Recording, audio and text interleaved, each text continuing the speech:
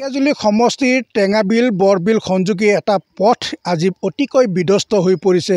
এজাক সামান্য বৰষুণে এই পথছোৱা ইমানেই বিধ্বস্ত হৈ পৰিছে খোজকাঢ়ি যোৱাটো অসম্ভৱ হৈ পৰিছে।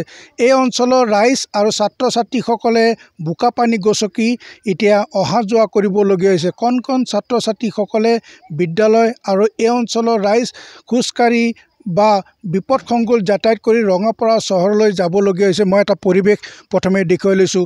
এই অঞ্চলটো হৈছে ঢেকিয়াজুলি সমষ্টিৰ টেঙাবিল বৰবিল সংযোগী এক অতি গুৰুত্বপূৰ্ণ পথ। পৰিৱেশ দেখুৱাইছোঁ। এইদৰে ছাত্ৰ ছাত্ৰীসকলে নিতৌ তেওঁলোকে বোকা পানী গচকি অহা যোৱা কৰিবলগীয়া হৈছে। এই অঞ্চলটোলৈ নাহে কোনো ধৰণৰ এম্বুলেঞ্চ সেৱা গাড়ী, কাৰণ এই পথছোৱা অতিকৈ বিধ্বস্ত। এই পথছোৱা হৈছে ৰঙাপাৰা চহৰৰ পৰা টেঙাবিল হৈ বৰবিল যোৱা একমাত্ৰ পথ। এই পথটো আজি অতিকৈ বিধ্বস্ত। মই মোৰ সৈতে এই অঞ্চলৰ স্থানীয় ৰাইজ আছে। মই স্থানীয় ৰাইজৰ পৰা জানিব কথাখিনি বিচাৰিম যে পথটো অতিকৈ বিধ্বস্ত, কাৰণ এই পথটোলৈ নাহে সংকটজনক ৰোগী নিয়াৰ ক্ষেত্ৰত কোনো ধৰণৰ এম্বুলেঞ্চ সেৱা গাড়ী নাহে। আপোনালোকৰ বহুত সমস্যা হয় এই পথটোৰে যাতায়াত কৰাৰ ক্ষেত্ৰত, কি ক'ব?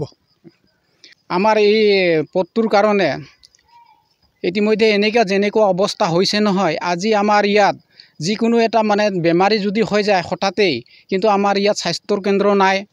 তাৰ মানফালেদি আমাৰ ইয়াত ৰাস্তা পদূলি সা সুবিধা নাই। আজি যদি আমি ৰঙাপাৰালৈকে এখন পেচেণ্ট যদি আমি লৈ যাবলগীয়া হ'লে আজি আধা ৰাস্তাতে তেওঁলোকে ডেথ হ'বলগীয়া হৈ আছে। তেনেকুৱা সন্মুখীত আমি ইয়াত বসবাস কৰিবলগীয়া হৈছে। আমাৰ পশ্চিম টেঙাবিল বৰবিল তথা পামবস্তি তেনেকুৱা অৱস্থাত পৰি আছোঁ। গতিকে আজি আমাৰ শোণিতপুৰ ঢেকিয়াজুলি সমষ্টিৰ বিধায়ক আমাৰ অশোক সিংঘাল ডাঙৰীয়াই এইবোৰ লক্ষ্য ৰাখি যদি আমাক এই দুখীয়া ৰাইজক যদি তেওঁ সহায় কৰি দিয়ে, তেনেহ'লে আমাৰ ফালৰ পৰা বহুত ধন্যবাদ থাকিব। মোৰ সৈতে আৰু এজন স্থানীয় ব্যক্তি আছে। দাদা, এই পথটো আপোনালোকৰ অতি বিধ্বস্ত, কি ক'ব?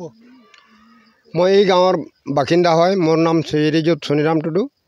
আৰু মই এইখন গাঁওখনৰ যিখিনি ভুগিবলগীয়াখিনি বহু বছৰ ধৰি আমি ভুগি আহি আছোঁ। আজি 50-60 বছৰ এই গাঁওখন আমাৰ নিৰ্মাণ কৰা হৈছে। 50-60 বছৰ বয়স হৈছে গাঁওখনৰ। গতিকে আমাৰ ৰাস্তা পদূলি নাই আৰু আমাৰ ইয়াত স্বাস্থ্যকেন্দ্ৰ নাই। আমি এই পশ্চিম টেঙাবিল বৰবিল লগতে পামবস্তি, আমি যদি এইখন গাঁৱৰ এই 3খন গাঁৱৰ আমাৰ যিবিলাক ৰোগী পেচেণ্ট এইবিলাক যদি আমাৰ ৰঙাপাৰা স্বাস্থ্যকেন্দ্ৰলৈ নিব লগা হ'লে এম্বুলেঞ্চ মাতিলেও এম্বুলেঞ্চ নাহে, ৰাস্তা পদূলি ভাল নহয়। তাৰ কাৰণে আমি বহুত অসুবিধাত সন্মুখীন পৰি আছোঁ ৰাস্তা যাতায়াতৰ কাৰণে। গতিকে আমি যেহেতু আমাৰ অসম চৰকাৰ যে হিমন্ত বিশ্ব শৰ্মা দেৱে যেহেতু আমাক এইবিলাকৰ কাৰণে তেখেতে যাতে ঘোষণা কৰি আমাৰ যেহেতু অশোক সিংঘাল ডাঙৰীয়া ঢেকিয়াজুলি সমষ্টি তেখেতে যদি আমাৰ তেখেতে একতা হৈ যাতে মনোযোগ দি যাতে আমাক সহায় কৰিব বুলি আমি ৰাজ্যৰ ফালৰ পৰা অনুৰোধ জনালোঁ। হয়, এইদৰে স্থানীয় ৰাইজ আৰু ছাত্ৰ ছাত্ৰীসকলে কৈছে যে অতি বিধ্বস্ত, যাৰ বাবে আজি স্থানীয় ৰাইজে ক্ষোভ প্ৰকাশ কৰিছে। কাৰণ এই পথছোৱাৰে সংকটজনক ৰোগী গৰ্ভৱতী মহিলাক ৰঙাপাৰা প্ৰাথমিক স্বাস্থ্য কেন্দ্ৰলৈ নিয়াৰ ক্ষেত্ৰত জমৰ যন্ত্ৰণা ভুগিবলগীয়া হৈছে।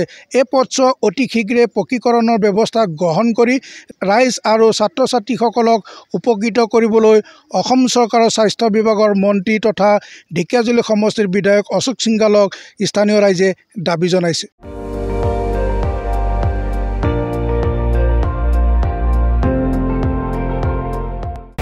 আপুনি চাই আছে ND24, সৰ্বশ্ৰেষ্ঠ নহয় সৰ্বোত্তমৰ দৌৰত।